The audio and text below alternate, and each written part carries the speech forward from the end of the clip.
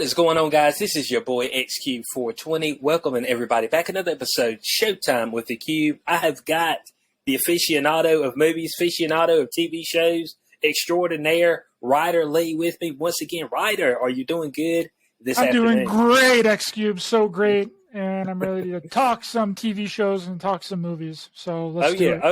Oh, yeah, we're right into it now. If it's your first time to this particular channel, hit that subscribe button if you watch this on YouTube. If you listen to us on podcast platforms, just search for Showtime with the Cube if you haven't followed us there yet. We're on all podcast platforms. We appreciate everybody who has followed and listened so far, as always. Of course, we are jumping into The Last of Us episode number 4, guys, number 4. Now, this particular episode, it gets us back on track, okay? This episode gets us back on track. The last episode, I feel like we had a pit stop. Okay, it was a pit stop that I wasn't expecting. I expected to only be there, for a pee break. You know what I'm saying? I was expecting to get out. You use it at pit stops. What do you usually do? You're taking a long trip, so you get out. You have to relieve yourself, have to pee. Okay, you might want to drink a nab. You know what I'm saying? But what I got an hour worth of romance, a gay romance. I mean, I was like, you got full glory hole in that one. That was a glory hole episode.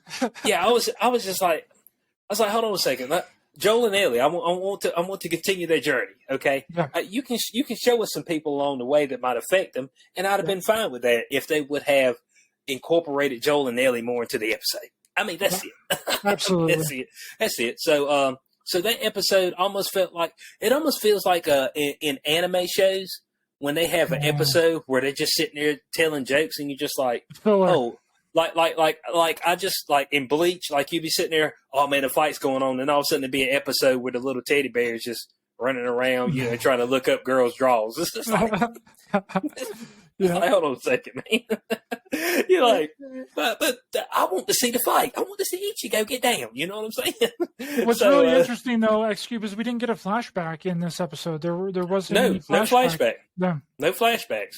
Yeah, and that had been a constant, which, of course, the last episode was a one full. I guess they figured that seeing how the last episode was pretty much a whole flashback. It's like, man, we probably need to just not do one in this particular. Chill on those flashbacks, HBO. Okay, chill on those flashbacks. Not in this particular one. So, Last of Us episode 4. Okay, we kick off with Joel and Ellie as they are making their trip to try to find his brother. That is the premise. That is their goal right now, is to currently find his brother and then get her to wherever. I mean, I only know if he really knows where he's going to take her. You know what I'm saying? And it's just kind of like along the way. And of course, she's cargo. She's cargo. Remember, whenever you referred to her as cargo, that's cargo. Yeah. That's of course. Ellie tries to. She almost finds pleasure in nagging and bothering Joel. Have you noticed that? Like asking them questions when she has the magazine in the back and telling those jokes. It's nude men. You know what I'm saying? Why are these pages stuck together? Oh God! He still in her mind. I mean, in Joel's mind, he sees her as a little 14-year-old kid, but she's been through a lot already. Like, she's already seen the works, but she's probably had dudes try to rape her. She, unbeknownst to him, she's already killed people. Of course, she did kill one of the creatures down in that cellar in the last episode. Yeah. Even though we only seen a short, brief period of that. So she already has kills underneath her belt, and I would probably assume that she has more kills of the actual zombies. Because in this particular episode, she actually shoots a gentleman, and she kind of seems like shell shocked after she does it. Yeah, I don't know what's running through Joel's mind during this. What does he think that she's just going to be able to live out the rest of her life without taking anyone's life, without killing someone or shooting someone or something? I understand his hesitancy. He wants to be like, not so much straightforward with her, which I think that he should have just been like, here's your opportunity after, she shoots that gentleman. Here's your opportunity to, take a step forward in this apocalyptic world that we have. You need to get your feet really wet. You got to grind your teeth on that. Yeah. It said, when he dropped the knife, it said, I need you to put that in his neck. I mean, this is the next step. But she kind of brushed the tears like at first, like she was real shaken up, and then she kind of brushed it off. And I think it was she was more. I think she was more fearful of what Joel was going to say to her because he didn't know that she had the pistol. You know what I'm saying? Yeah. It's like, oh man, I saved him. That's a good thing, but he's kind of gonna be pissed. I got this pistol. He wasn't expecting that. And Bo, I mean, she took a real chance when she shot the man in the back. I'm like, bullets can't go through people. Is this a? I mean, you know what I'm saying? Was this a Full Metal Jacket round? You know what I'm saying? Was this ball ammo? Or was it in his back or was it in his leg? I couldn't really tell by the angle of the shot if she hit him in the back. I think it was in the back because you seen the blood like right around his abdomen area. So I was just like, man, because I thought she was going to come like right up and just put it to the brain. Boom. You know what I'm saying? Just one shot, one kill. And she shot me. I said, Bo, depending on what type of ammo you shoot, you know what I'm saying? If you ain't got if you ain't got the stuff that when it hits, it expands, that could go through him and hit Joel too. So I was like, you need a little gun safety here. Okay. Yeah, she should have snuck up behind him and stuck him with a knife, which a knife is a way more personal kill. It's not like you can stand far. You have to be right up on a person to stab them and kill them. You know what I mean? Like that's a really personal thing, which again, I think that he should have been like, just take him out to solidify this, cutting of her teeth on this new apocalyptic reality, because then later on she refers that wasn't her first time. Now we don't know what she's referring to at that time. If she's referring to the creature that she killed in the basement in the last episode, or if she's referring to taking some human's life earlier before she got captured by the Fireflies. Yeah, I would assume that it will probably, seeing how she doesn't want to talk about it, it would be a loved one that maybe had gotten bitten and was going to turn. That's what I believe. Because she just seemed real instant. No, I don't want to talk about it. So I was like, oh, it has to be somebody that's personal in her life that she had to take out. And I would assume more than likely it's because they were bitten and they were turned and they were like, look, Ellie, I mean, you got to do this. You got to take me out. Otherwise, I'm gonna kill you. You know what I'm saying? So that's usually what you see in these particular movies, especially anything zombie apocalypse, where people have to make those tough decisions and take out somebody that's a loved one because they're going to turn. And once they turn, that's it. You know what I'm saying? I mean, there's really no coming back from it. Yeah, so we got introduced into some new characters in this episode. What do you think about those new characters? Do you like them, or what do you think is going on there? The particular, they didn't. The militia, the militia that's kind of going on because they're not a part of the Fireflies, they're not a part of that other organization, so they're kind of like on their own. What did you think about that whole group?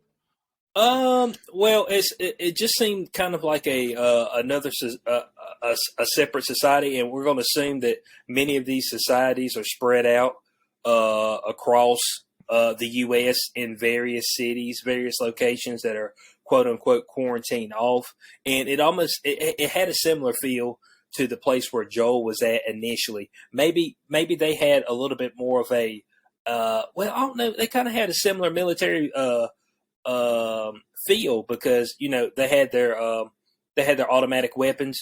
Looks like they had flak jackets and things of that nature, so they looked like they were well armed, and it looks like they had actually blocked that particular tunnel off to force people to come through their city so they could loot them. That's what it looks like. What do you think about that? That should have been a red flag for Joel. He should have been like, his military background, him being a part of these scavenger groups and being a runner and all that.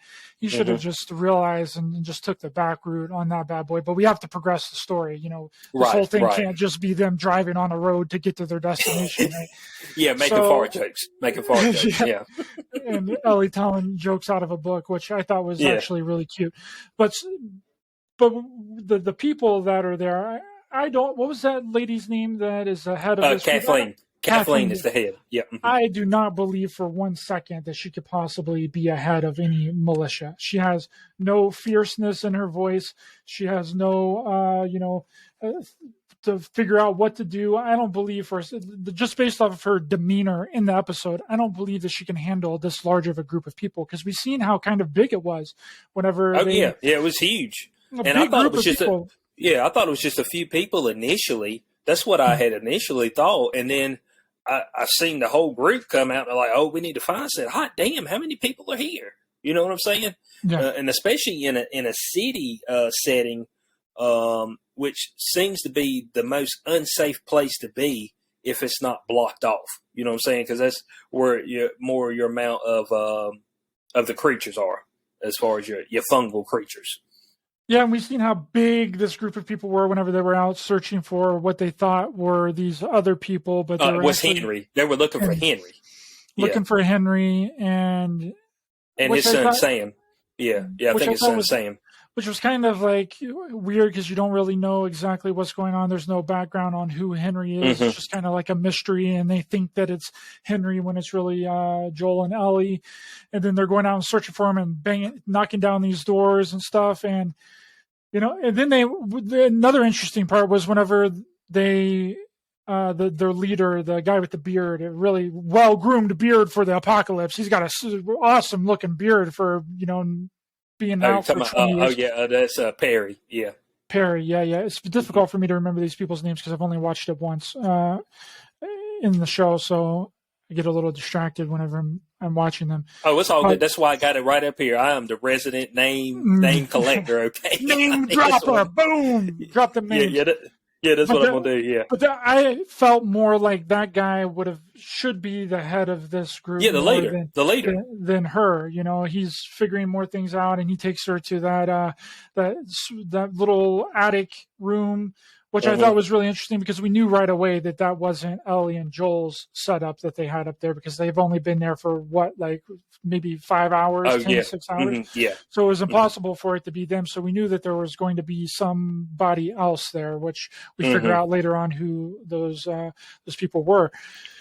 So then he takes her down into this, what looks like a swimming pool. Would you classify that as a swimming pool or something? It's something. I'm not exactly sure. It almost looked like a industrial facility. But what I perceive is underneath that rock is, if I'm correct on this, I believe they call them bloaters. Yeah. Last of Us. Let me make sure I'm correct on that. Bloater. Okay. Yeah. So the bloater is the rarest one, but it's the most dangerous stage of the infected. Okay, so a bloater is directly after a clicker if it's able to evolve into that form without perishing. And the bloater, its skin is actually armored, so it makes it extremely tough to kill. So what I presume that is trying to burrow out from underneath is an actual bloater, because in the trailer for the next episode, you see it briefly. Yeah, you see a little snippet of it. Yeah, yeah, that was really good. And then the lady was like, Kathleen was like, "Yeah, well, we'll just worry about it later." What?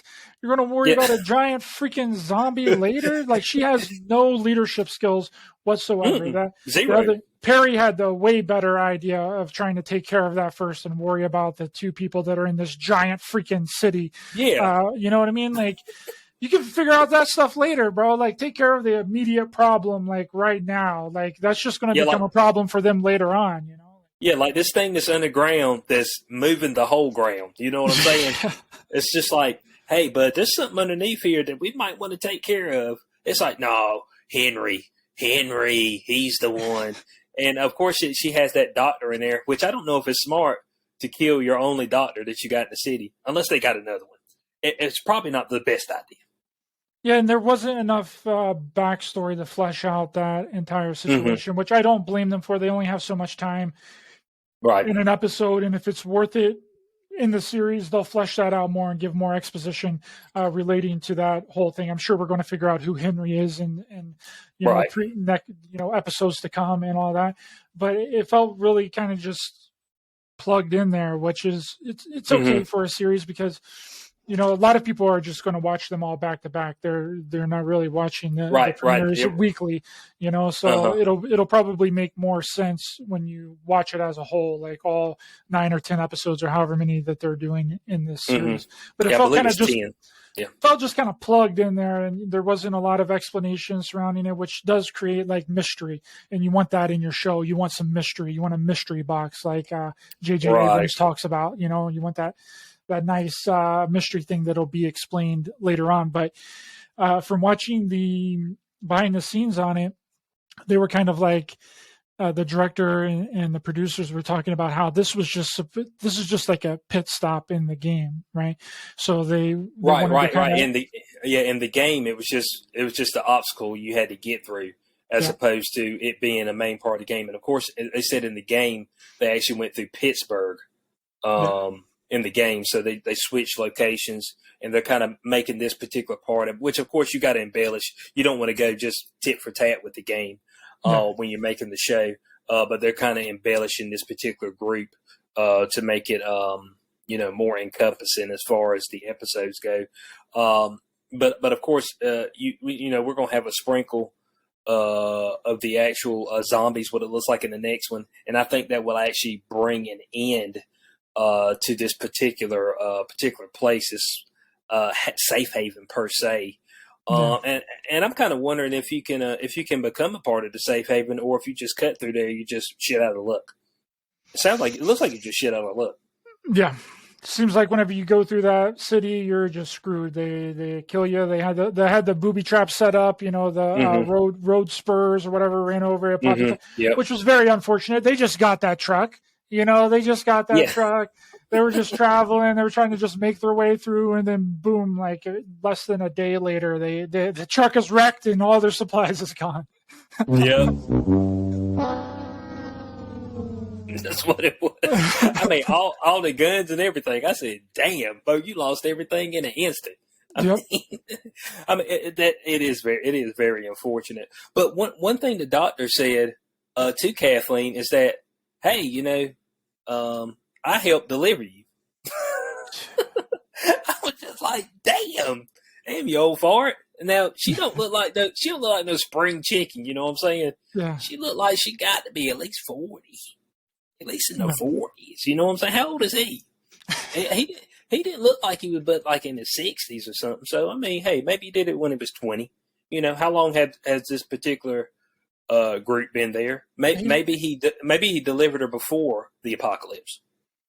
He could have, and then he could have just been working in med school and doing his training when he delivered her. Because shoot, doctors don't really become doctors until they're at least 30 or something. You have to go through a lot of schooling to be a doctor, dude. Oh, dude, once you get out of undergrad, you've got usually a bare minimum of 8 more years. So you're like 32. Yeah. That's if you don't fail, if you don't take a year off, if you don't do some hooking on the side, if you don't snort the coke. You know what I'm saying? If you don't have a bad day, you might have a bad day. You know what I'm saying? And need to take some time. So I mean, 35. You know what I'm saying? At the earliest, maybe. Yeah. At the earliest. Yeah. 35, about $500,000 in debt. You know what I'm saying? But depending on what field you're taking in, you can make you $400,000 or $500,000 a year. You know what I'm saying? That's what you could make. But I am good on that. I do not want to be in no operating room and be cutting on folks and all that. Hey, Cube, your life is in their hands. I'm like, dude, what? Me? Oh no, that's a lot of pressure, boy. I mean, I'm good. I am good. Yeah. So yeah, there's some type of dynamic there. If I had to guess, I'm assuming that Henry probably was 1A and 1B, him and Kathleen, and they had separate ideas of how this actual safe haven zone needed to be ran. That's what I'm thinking right offhand. What do you think about that particular theory?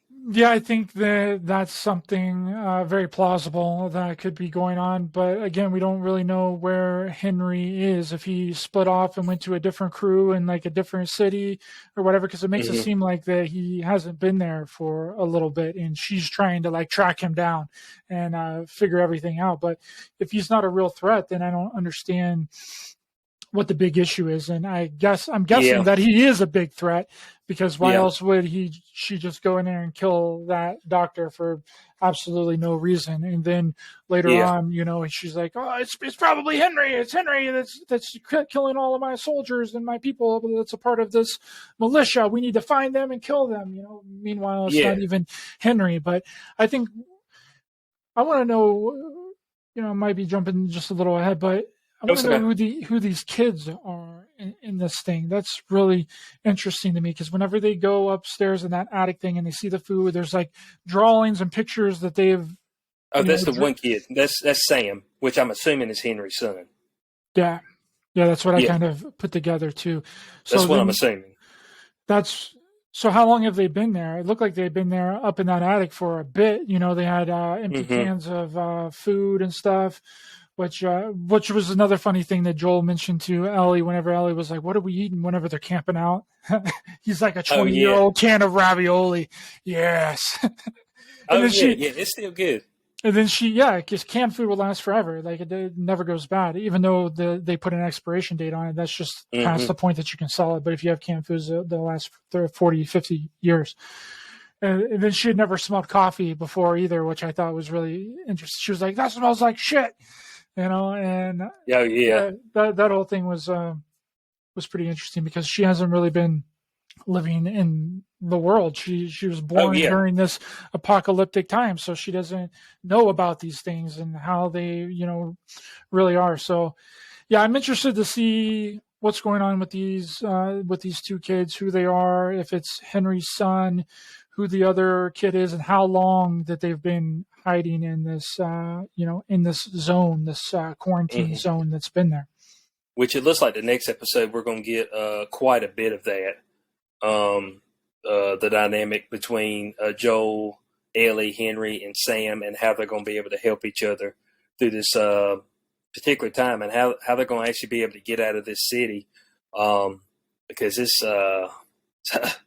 looks kind of treacherous to get out of it. Because at first I was like, well, there's not that many people there, but then when you see the amount of people there, you're like, well, holy shit, how are they going to get out? You know what I'm saying? Well, I think this bloater is going to provide some cover for them. Yeah, give the opportunity.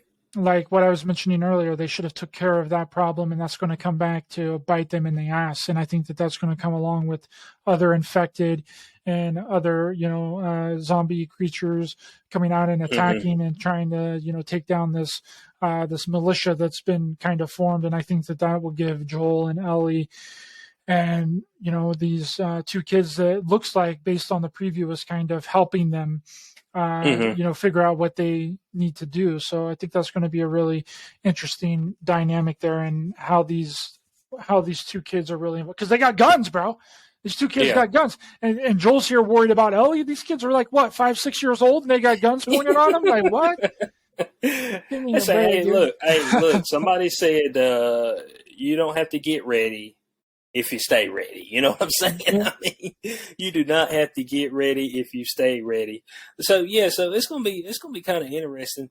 I'm with you with Kathleen. Like the whole time I was looking at her, and I was just like, she didn't seem to be like this all powerful figure.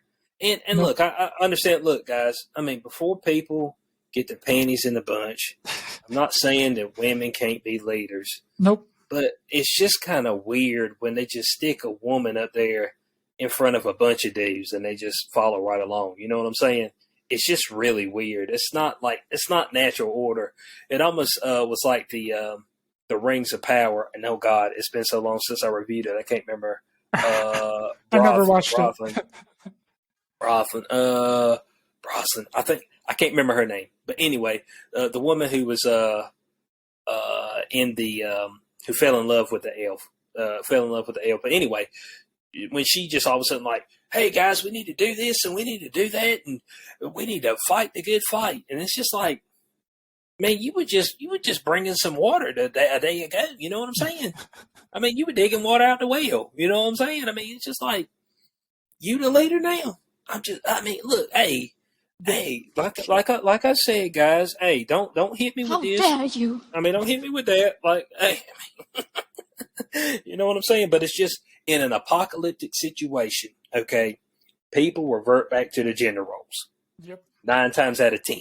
Okay. And you need someone in there that's assertive, that can maintain control, that can take care of the situation, that makes good calculated decisions, that has military experience. This lady seems like she has absolutely no idea what she's doing, and she's and maybe not we'll see something different in the next episode. Maybe we'll see something different. Maybe I'll be proven wrong. But as far as it stands right now from this episode, I am not impressed by her or impressed by her leadership skills in the least bit. I think that she would have been one of the first people to go during this apocalypse based on what we've seen so far of her in this episode. Yeah. Like, there's absolutely no way that she survived and became the leader of this crew. Now, I might be missing something.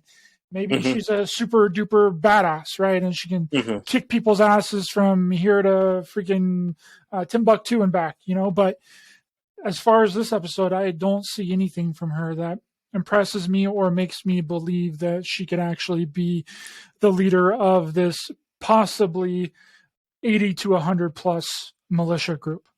Right. And Henry and Sam, they must be some slippery ninjas, babe. You know what I'm saying? Because I don't know how long they've been looking for them, but I'm like, damn, y'all, it's two folk. Y'all couldn't find two folk. You know what I'm saying? Now I don't know if they were in and out of the city. If I got out, I don't know why I would come back in. And it was kind of weird because she was like, whoever is helping them, we need to kill them too. You know what I'm saying? Like there was people within the city that's helping Henry and Sam, which we don't know if people have any allegiance to them or not. We may find out that they do in the long run. Maybe Kathleen's got some Taekwondo tapes, some Kung Fu martial arts instructional videos that she's watching and doing the moves to on her free downtime when nothing's happening in the city. And maybe she's just a closet badass. Maybe she can really get out there and kick some people's ass. But as far as what I've seen, I don't think so. I don't think that she can. I hear you, but you know what I'm saying? I hear you, but it's just like I just got this feeling she can't move very well. You know what I'm saying? But you ain't got to move very well if you shoot a gun, okay? Yeah. I guess your movement doesn't have to be the best, okay? You just have to be a good shot. So maybe she's a good shot. Maybe she's a marksman. That could be the case. She could be a marksman. Could be. Could we believe that? Potentially? Possibly with a handheld gun, but she's probably better off listening to some Jeet Kune Do, Aikido techniques and like keeping people, those fake videos of those martial arts masters or whatever, where they're just standing and all these people are attacking them and they're not even moving and they're just falling over. You know what I mean? Yeah. That's what I imagine that she's done. She's perfected that technique and people just pass out and knock over and kill over whenever they're around. Okay. That could be the case. She just hasn't executed her ability yet. That's to come. That'll be in the next episode. That could, in fact, be the case. Now, in this episode, I did see a transition. Of course, we started at the episode where Joel tells Ellie that she's just cargo, but we see that shift when Ellie comes and saves Joel. We see that shift in the way he's thinking about her and their relationship overall as he shows her how to actually properly hold the gun. He gives the gun back to her. And then even as they go up the steps when they're trying to get up to the top of the building, she's like, get up, old man. He says, shit, man, I'm 56-years old. You know what I'm saying? And then, of course, she makes the joke, what did it say? It was something about diarrhea. I can't remember the joke, but it was a diarrhea joke. And then, of course, Joel hadn't laughed at any of her jokes. And then at that point in time, he's like kind of loosening up around her. You know what I'm saying? So this gives more evolution in between the relationship between Joel and Ellie, which we know will become very close as we move along in this particular season. What you think about that? I think that the joke is she asked Joel, did you know that diarrhea is generational or hereditary? Oh, yeah, or something like that? Uh-huh. And then he rolls over. It's in your like, genes, what? Yeah. And then she's like, yeah, because it runs down your genes. Because it runs in your genes. Ha! Yeah. Got him. Yeah, that was a good joke. That actually made me laugh too. I thought that was pretty quirky and funny. I liked it a lot. But yeah, the relationship between Joel and Ellie is really what this whole thing should be focused on. And that's why I did not like the episode 3. Because it veered off from that. and we're seeing that camaraderie, like I was talking about when we reviewed the first 2 episodes, that back and forth, that wittiness between them, because they're trying to figure it out. Like, now we know that, because Joel wouldn't open up to Ellie in the beginning either. He was kind of standoffish. She was kind of like, oh yeah, I don't want to talk about it, and now it's kind of switched gears. Now we know that Ellie has some secrets now. So it's kind of like, secrets that she doesn't want to talk about now with Joel. So it's kind of like they're starting to, flip roles a little bit, and Joel's starting to realize that she's a lot like him. Right. They're, very similar in their ways, and it might not have been apparent to him in the beginning, but the more that they've been together, the more he's starting to realize that they're basically the same kind of person. Right. Spot on there. So yeah, of course, this particular episode ends with Henry and Sam standing over Joel and Ellie with weapons. So I'm assuming that's probably where we'll start off. Well, we might start off with a flashback. We didn't have one this episode. So we might start with a flashback to give us a little background on Henry and Sam. Do you think that could be the case? And their fallout? I think so, because I think that, like we mentioned earlier, that they knew that making that episode 3 and the entire episode being a freaking flashback, they were like, yeah, we're just going to leave the flashbacks out of this one. But it wouldn't surprise me if the episode started up with a flashback, because this episode was a really good character development piece, right? Which I could have used some action too. Gave us some action too. I could have used some more gay shit. There should have been more gay shit in there. We always love seeing gay stuff in all of our movies and TV shows now. So they need to throw more gay stuff in this next episode, or I'm going to be super mad. I'm going to be very upset if there's no gay stuff in this next episode. So, but I've never seen more gay shit in my life. Guys, and we got somebody who watches this particular channel. Who is in fact gay, but it's just like whenever they do it, it just kind of just hones in on it, and it just makes sure it's like, hey guys, I'm just letting you know that these people are gay. So we got it, we understand, we got you. Can we move on with the episode? Like this isn't like this particular thing isn't a love story. You know what I'm saying? So I kind of don't want the love story feel. You know what I'm saying? If you're going to make a love story, movie, TV show, then make a love story TV show. Okay, I got you. It's a love story. It just narrowed the view and just like, hey guys, I need Joel and Ellie. It's like, oh, they're no. This is what I was like. Okay, I got you. I got you. You want to let me know? I got you. We got it.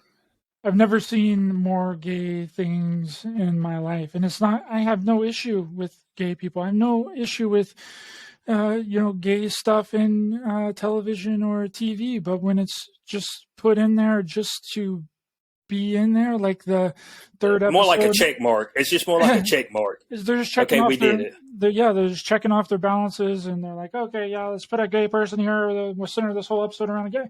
Like, dude, I just watched Mute the other day, which is centered around a gay couple. I just watched Knock at the Cabin, which we're going to be reviewing pretty soon, which is a gay couple, which I don't know, that movie's based off of a book. I don't know if they're actually gay in the book or not. I need to go look at that to see if that's the case in the book, or if they kind of divulge from the book.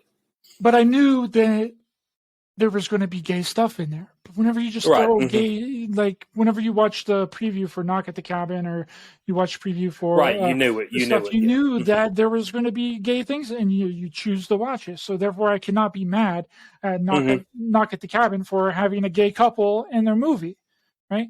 But whenever it's not alluded to, you don't know what you're watching, and then all of a sudden there's a bunch of gay shit. It just feels like propaganda, like we were talking about in the last episode. But we already went into this reviewing the last episode, and I just kind of wanted to touch on it because it is very interesting how there's so much gay shit everywhere now. I've watched more gay shit in the past 2 months than I have in my entire life. But I think that it would be cool and interesting if they do open this episode up with a flashback. Like I was saying, to flesh out Henry's character, to give a little bit more of a background, and it'll probably be a flashback on this particular city.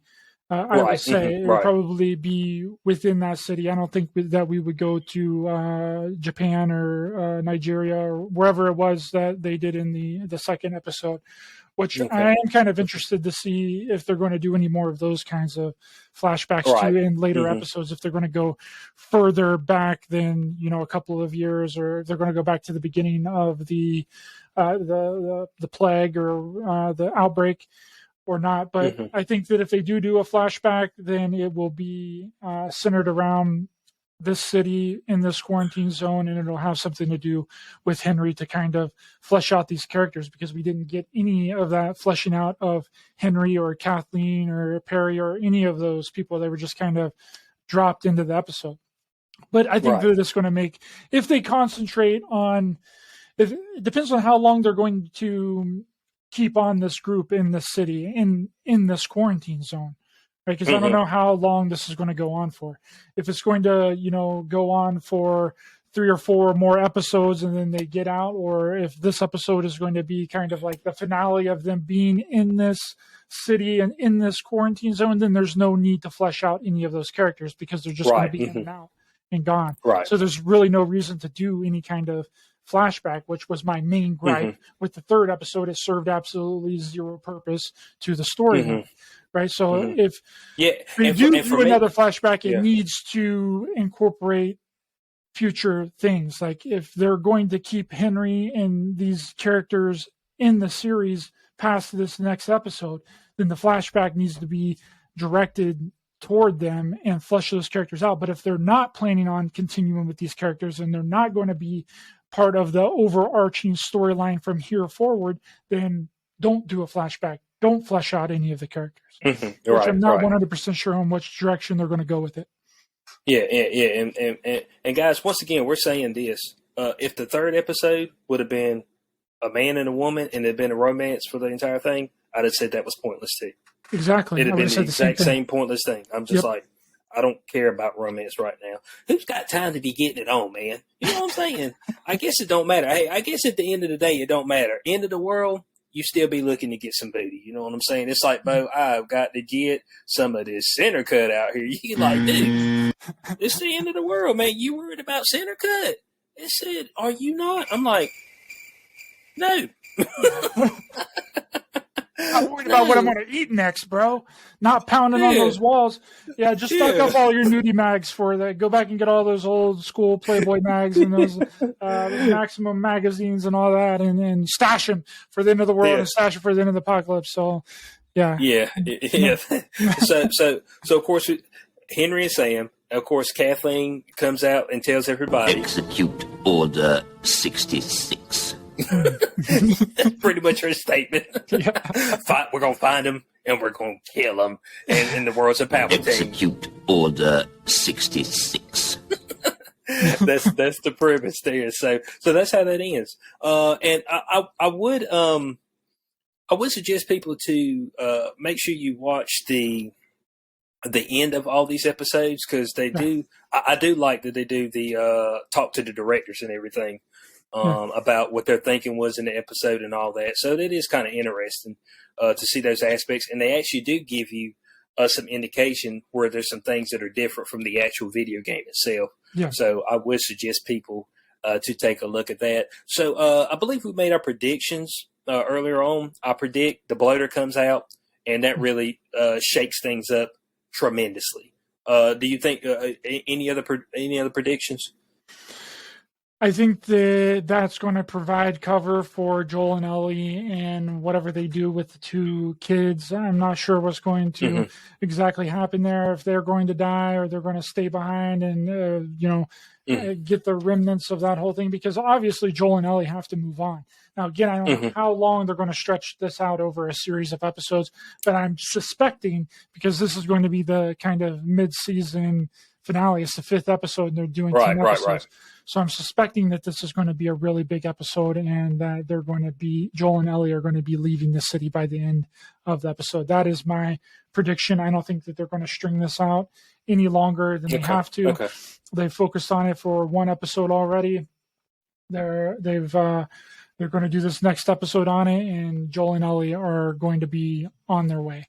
Hopefully in one of those giant freaking trucks that they got so that they don't wreck so freaking easily and they can push cars out of the way and they can actually get to where the crap they're going, right? Hopefully they just jack into one of those giant freaking trucks and get the crap out of there. So, at least the man that they killed gave him a good sharp knife. He said, "Hey, look, this is a really good knife," and I'm just like, hey, "You think that's gonna save you? This is a good knife." He's like, "Hey, man, this is a good knife." It popped up in his head.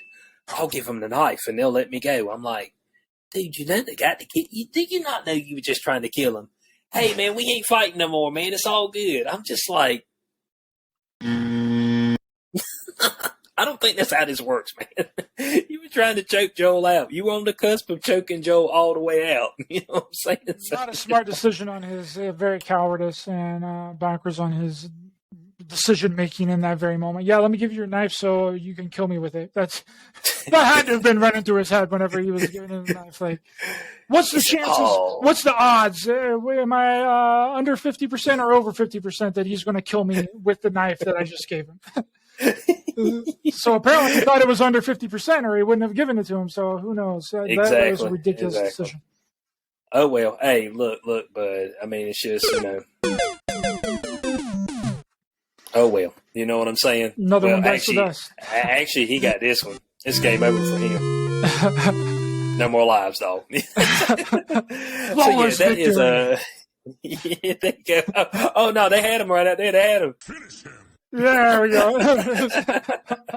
They had him right out there. Yeah, Joel's like, I got to finish you, dog. I mean, this is the way of the world, okay?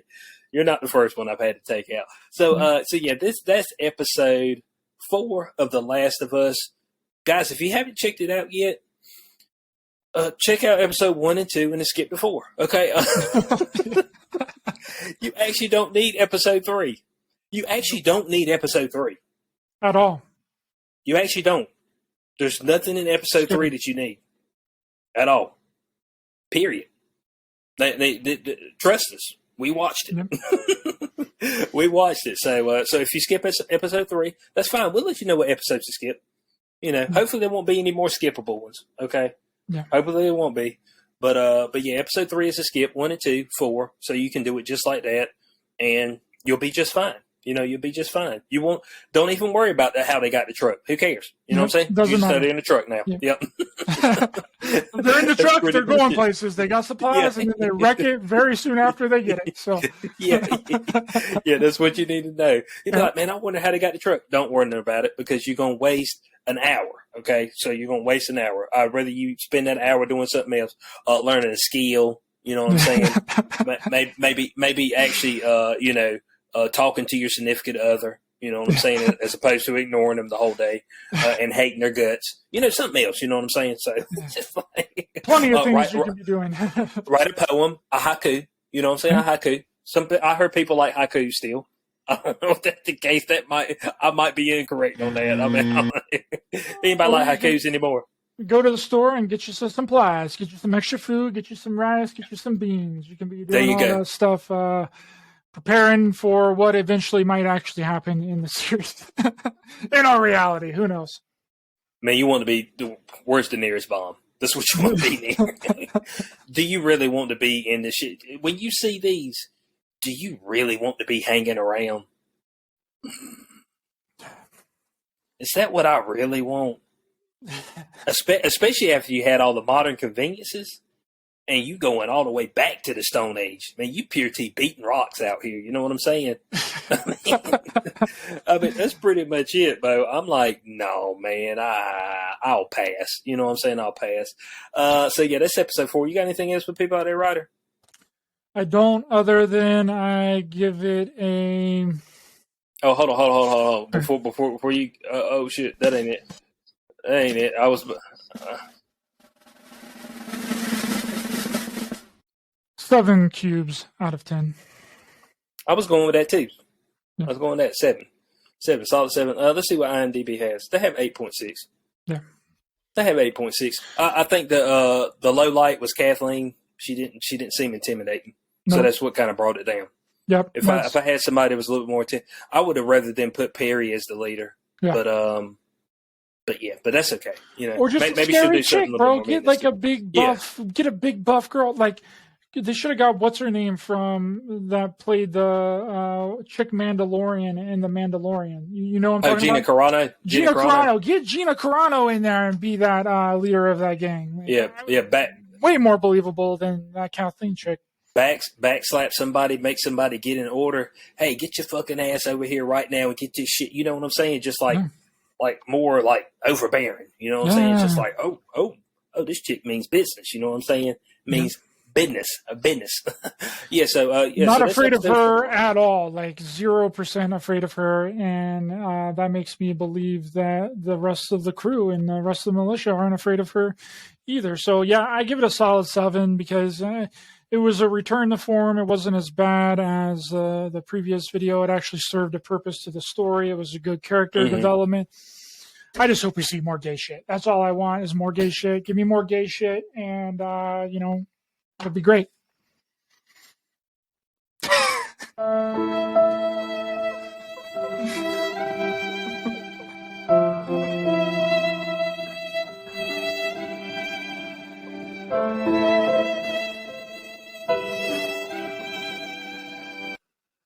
Okay, so from your boy XQ420 and my co-host Ryder, which just hit me with some nonsense, boy. Hey, the nonsense is alive out here, okay? It is not dead, guys. It's not dead. Be on the lookout. We're going to be reviewing this week Knock at the Cabin, okay? Knock at the Cabin. We're also going to be doing another talk on the DCEU. We've had some things come out about it recently and the direction that it's moving. And so you're going to hear our thoughts about if it's going to be any good or not. Which it may not be. But it's just tricky. It's kind of up in the air, which I think that if people go back and re-listen to our very first our DCEU discussion whenever James Gunn came out and said that he was basically retooling the whole thing. I think a lot of the predictions that I was talking about, that you were talking about, that possibly Corey was talking about is kind of coming true. So that's going to be a very interesting one. And we've gotten statements from James Gunn and exactly what he's doing, and also the Batman 2. So that's in production as well. So we know that they're not scrapping the Batman 2. The Joker 2 is also in it's past pre-production. They've already filmed a lot of those scenes, so we know that that's also going to be in there. So, yeah, it's very interesting, and I'm excited to talk about that one as well. Okay. Yep. More announcements, of course. Probably next week we'll probably be doing a few more trailers. Week after, not this weekend, but the next weekend, Ant-Man and the Wasp: Quantumania. So we'll be covering that for you guys as well. And see if that will be the actual official start of Phase 5 of the MCU. So we'll see if that lives up to the billing, if that gives us a good start, as opposed to what Phase 4 did for us, which was almost nothing. Just about nothing. Which this is unfortunate, but I'm gonna have to go watch the damn Miss Marvel series, which I didn't want to do. But I think the Bangle has something to do with Kang as well. So I'm going to have to watch that damn shit. And I did not want to do it, Bo. I mean, you know what I'm saying? I did not want to do it, man. That thing was, I was like, I'm going to skip it. I'm like, damn it. Somebody's like, man, that Bangle's probably got something to do with it. I was like, shit, now I got to go see what the Bangle's about so I can talk about it. So folks won't be like, Keeb, you didn't watch it? You don't know? Oh man, because that's what people will do. They'll be like, "Oh, you don't know?" So, dude, I'm doing a lot of shit. So, be on the lookout for that. We appreciate everybody who's been checking us out so far.